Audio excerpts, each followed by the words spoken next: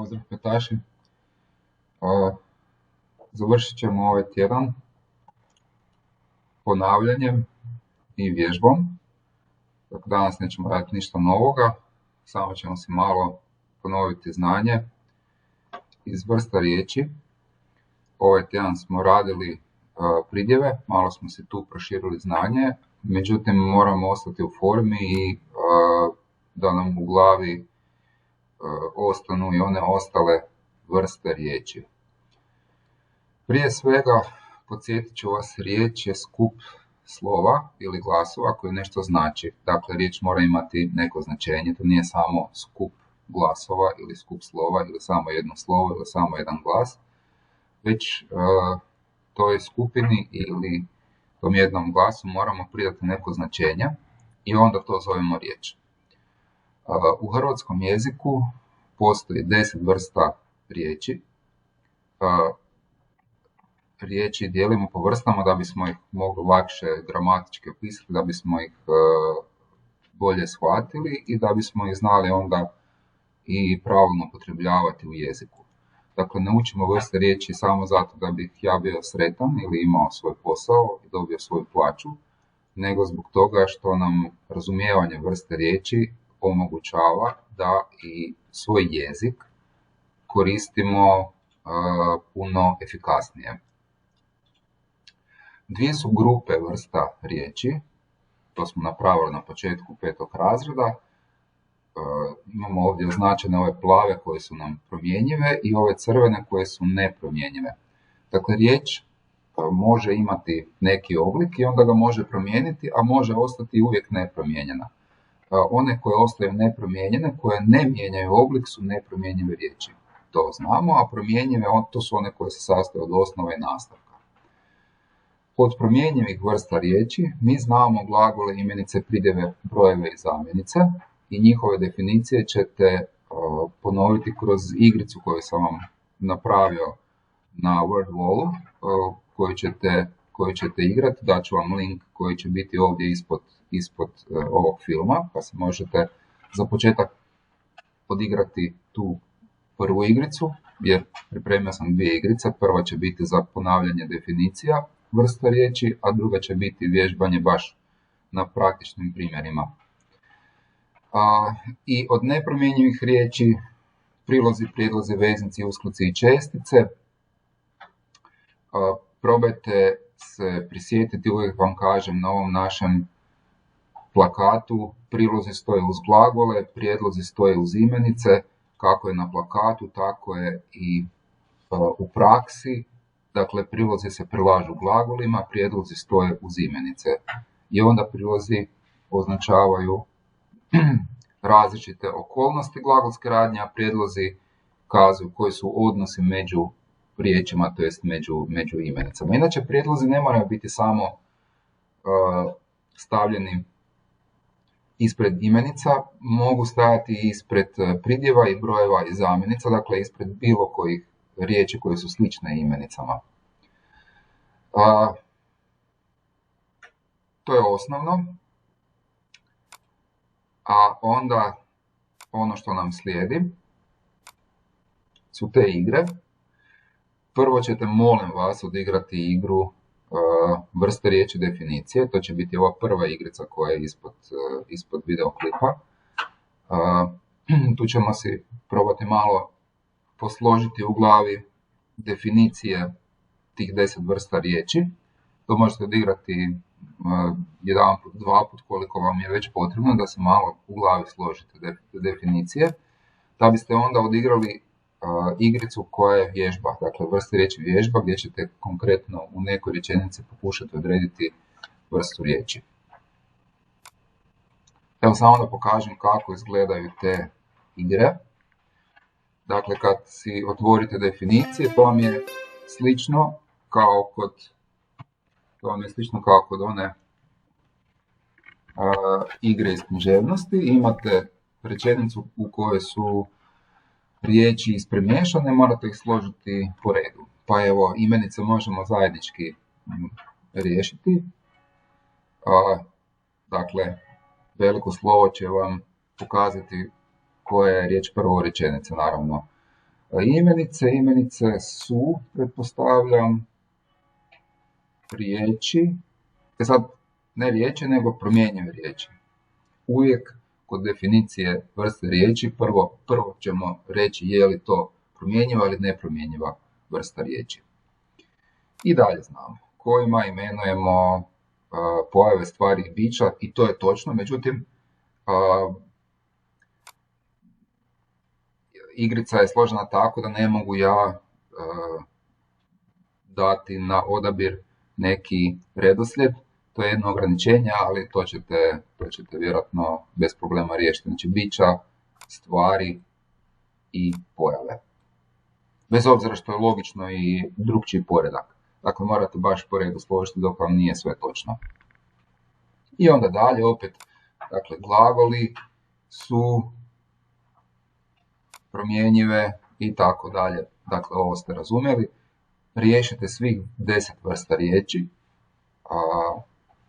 Jedanput, dvaput, kažem, i onda možete preći na drugu vježbu, a druga vježba je, druga igrica je, dakle, vježba za vrste riječi. Sad tu morate dopuniti rečenicu. U zagradi je riječ uvijek je u zagradi riječ koja nedostaje i ona je vrsta riječi ove prethodne. Dakle, ja sam čovjek od riječi, za ja ovdje tražimo vrstu riječi. Ja, glagol, prilog, zamjenica, uzvik, veznik, uzvik, imenica, zamjenica bi to bilo, ja, ti, on, mi, vi, oni. I kad ste stavili riječ, morate kliknuti na slanje odgovora. I onda će vam se potvrditi je li točno ili netočno. Ja sam čovjek od riječi, evo recimo da sam stavim da je prijedlog, bez veze, to sad stavljam namjerno krivo. Ako je odgovor netočan, onda će vam se pokazati da je odgovor netočan. Imate 20 rečenica, prva rečenica vam je 5 puta, dakle, za svaku riječ, a onda dalje su neke mudre misli koje sam odabrao za vas, pa ćemo svejedno proći kroz te mudre misli, nećemo određivati vrste riječi, to ćete vi u vježbi, ali htio bih da te mudre misli čujete i da razumijete rečenicu. Uvijek bi trebalo pročitati rečenicu, ne samo odmah trpati ove riječi unutra. Tko hoće nešto učiniti, nađe način, tko neće, nađe opravdanje. Eto, to je ono što smo radili, ako se sjećate, kad je meni bila savjetnica, dakle, radili smo poslovice zagonetke, mudre misli, dakle, malo razmislite o njima. Tko hoće postati majstor, mora uvijek ostati učenik. Moraš napraviti baš ono što misliš da ne možeš. Ljepota je ono što nam godi, a da pri tome nemamo nikakav interes. Dodirom ljubavi svatko postaje pjesnik. Evo, ovo je lijepa. U opasnosti najviše vrijedi odvažnost. Ako ne znate koju riječ, slobodno odete na hrvatski jezični portal i tamo možete pronaći značenje riječi. Ne samo značenje, nego i vrstu, to ću vam pokazati kasnije. Drugima praštaj sve, sebi ništa.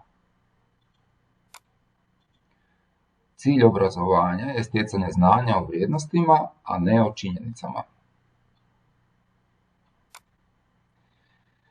I o tebi se radi kad gori susjedova kuća.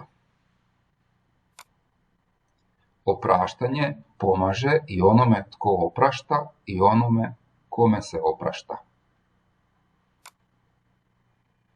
Što sam ako se usporedim sa svemirom? To je rekao Beethoven. Čuli ste za njega.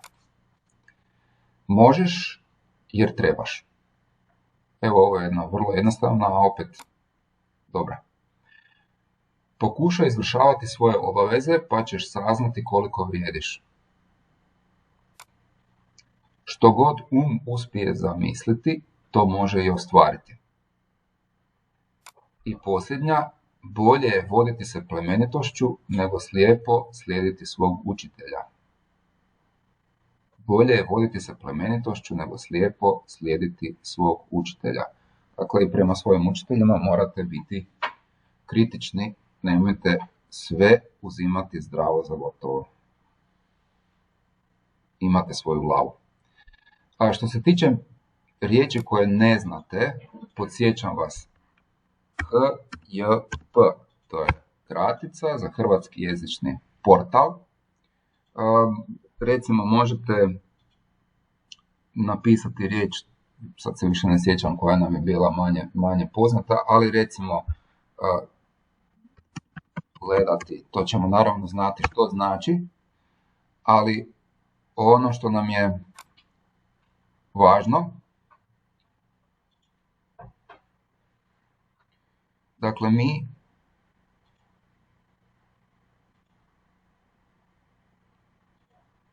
možemo kod tih riječi, osim što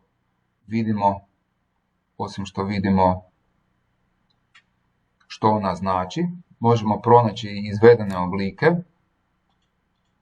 dakle sve moguće oblike te riječi ako je riječ promjenjiva, i isto tako možemo pronaći koje je ona vrste. Za glagole vam neće možda pisati da je baš riječ glagol, nego će vam pisati oblik kao recimo present, pa glagolska imenica i tako dalje. Ali recimo za neke riječi, evo za riječ u,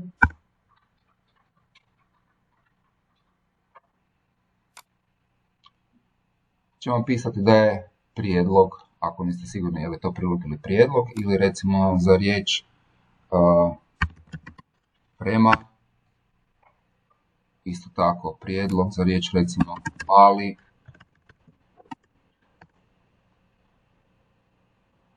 dakle može biti veznik, može biti čestica u određenim kontekstima u rečenici, i to si možete dakle isto koristiti. Hrvatski jezični portal možete koristiti kad ponavljate vrste riječi. Podsjećam vas još da biste trebali odigrati onu igricu za ponavljanje pridjeva. Neki su ju dodatno igrali, što mi je drago, međutim niste još svi. Tu igricu morate odigrati do nedjelje, kao što sam vam napisao u Teamsima. Imate tamo link gdje se možete prijaviti svojim imenom i prezimenom. Podsjećam vas, samo jedanput ćete se prijaviti svojim imenom i prezimenom, a ne više put. Za ono više put za vježbanje u ovim linkovima ispod filmova koji su objavljeni na YouTube-u. Do sljedećeg tjedna. Pozdrav, igrajte se, zabavljajte se i ponovite malo.